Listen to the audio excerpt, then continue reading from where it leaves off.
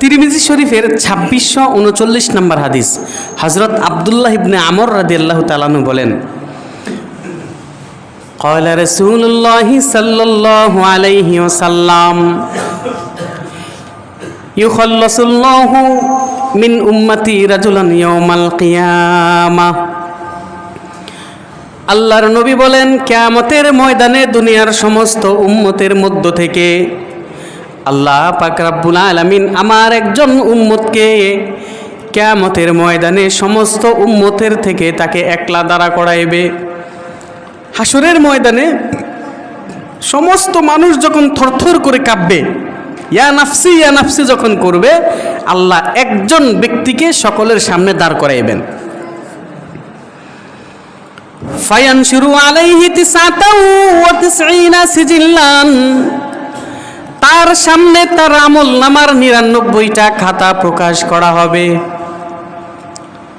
এমন আমল নামা থাকবে, এক একটা খাতার দীর্ঘ এমন হবে, কুল্লু সিজিল্লিন মিসলামাদ্দিল বাসার, এক একটা খাতার এত বড় হবে তার দৃষ্টি যত দূর পর্যন্ত যায়। একজন মানুষ তাকাইলে যত দূর পর্যন্ত তার দৃষ্টি যায়, এত দূর পর্যন্ত এক একটা খাতা যদি বড় হয়, 99টা খাতা তখন কি পরিমাণ বড় হবে। আর খাতা এমন হবে, এই খাতা দেখে লোকটা বলতে থাকবে, সূরা কাহফে আল্লাহ বলেন, মালি হাযাল কিতাব, এটা কোন ধরনের কিতাব, এটা কোন ধরনের খাতা, লা ইউগাদিরু সগীরাতান ওয়ালা কাবীরাতান ইল্লা আহসাহা। আমার জীবনে ছোট বড় এমন কোনো কাজ নাই, এমন কোনো আমল নাই যেই আমল এই খাতার ভিতরে লিপিবদ্ধ নাই। নীরবে ছিলাম ঘরের ভিতর দিয়ে, দরজা বন্ধ করে লাইট বন্ধ করে একলা গুনাহ করেছি, এই গুনাহটাও আমার এই খাতার ভিতরে চলে এসেছে। সমুদ্রের নিচে, জমিনের নিচে গুনাহ করেছি, অন্ধকারে গুনাহ করেছি, এই গুনাহটাও এই খাতার ভিতরে লিপিবদ্ধ করা আছে। একদম তুচ্ছ থেকে তুচ্ছ, ছোট থেকে ছোট সরিষা দানা পরিমাণ গুনাহ, এইটাও এই খাতার ভিতরে লিপিবদ্ধ আছে। পাহাড় পরিমাণ বড় গুনাহ, এইটাও আমার এই খাতার ভিতরে লিপিবদ্ধ আছে। অন্ধকার রজনীতে, অন্ধকার গভীর অন্ধকার রজনীতে মাটির তলে কাঁথা গায়ে দিয়ে অন্ধকারে যখন কালো পিপিলিকা অন্ধকারে চলাফেরা করে, ওই কালো পিপিলিকার পায়ের যে নড়াচড়া এবং শব্দ, এই নড়াচড়াও মহান আল্লাহ দেখতে পান এবং এই শব্দ মহান আল্লাহ শুনতে পায়। বান্দা কিয়ামতের ময়দানে এই খাতা দেখে হতবাক হবে। আল্লাহ রাব্বুল আলামিন বলবেন, বান্দারে আজ জালামা কাতাবি আলাইকা, আমার যেই এই হিসাব রাখার ফেরেশতা ছিল তারা কি তোমার উপর জুলুম করছে? লা ইয়া রব্বি, আল্লাহ তারা তো জুলুম করে নাই। আফালাকা উজুরুন, তোমার কি কোনো উজর আছে আমি আল্লাহর কাছে? বান্দা বলবে, আল্লাহ না না, আমার কোনো উজর নাই, আমি তো এই সবগুলো গুনাহ দেখা যায় এগুলোকে আমি করেছি। এবার বান্দা আল্লাহ রাব্বুল আলামিন বলবে, ইন্নালাকা হাসানান, বালা ইন্নালাকা হাসানান, হ্যাঁ তোমার একটা নেক আছে, যেই নেকটা আমি দেখেছি এই খাতার ভিতরে। বান্দা বলবে, আল্লাহ এমন কি নেক আমার আছে যেই নেকটা আপনি জানেন? আল্লাহ রাব্বুল আলামিন ফাখরাজা বিতাকাতান মিন হাযিহি সিজিল, এই খাতাগুলো থেকে ছোট্ট একটা কাগজের টুকরা আল্লাহ রাব্বুল আলামিন বের করবে। এই কাগজের টুকরার ভিতরে যখন বের করবে, বান্দা বলবে, আল্লাহ এই ছোট একটা কাগজের টুকরা এতগুলো আমার হিসাবের খাতার সাথে কি করবে? এই কাতার হিসাবের সাথে তো এর কোনো যায় আসে না।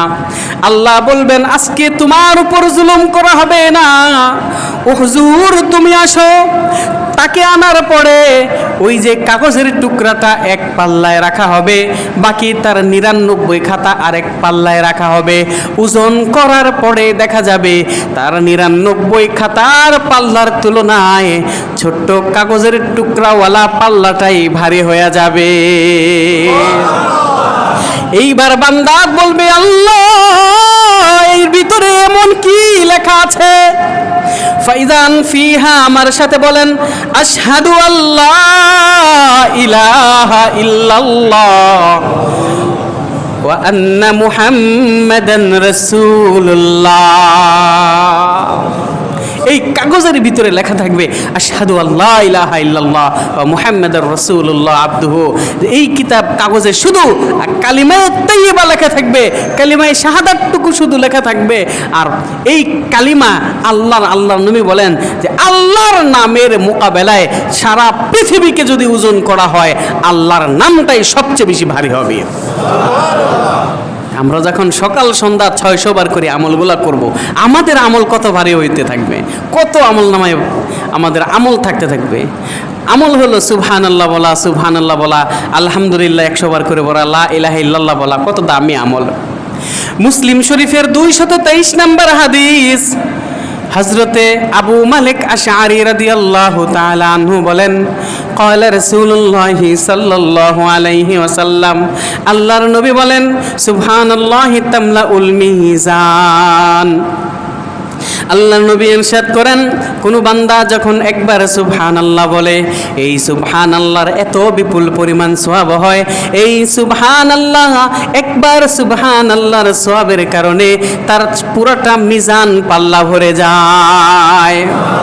আল্লাহর নবী বলেন, সুবহানাল্লাহি আলহামদুলিল্লাহি তামলাআন মা বাইনাস সামাওয়াতি ওয়াল আরদ।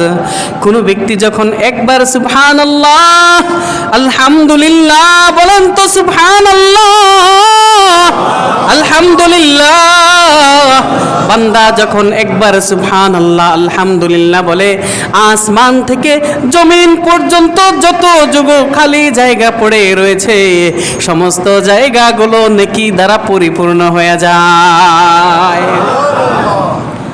সওয়াব কম না বেশি? আমল কম না বেশি? আমল কম, সওয়াব বেশি। আমলটা কঠিন না সহজ? সহজ। সকাল বিকাল নামাজের পরে আমলটা করে নেবেন। যদি সহজ সুযোগ না হয়, অন্তত দুপুরের আগে অন্য সময় করবেন। মাগরিবের পরে আমলটা করে নেবেন। সম্ভব না হয় ঘুমের আগে করবেন।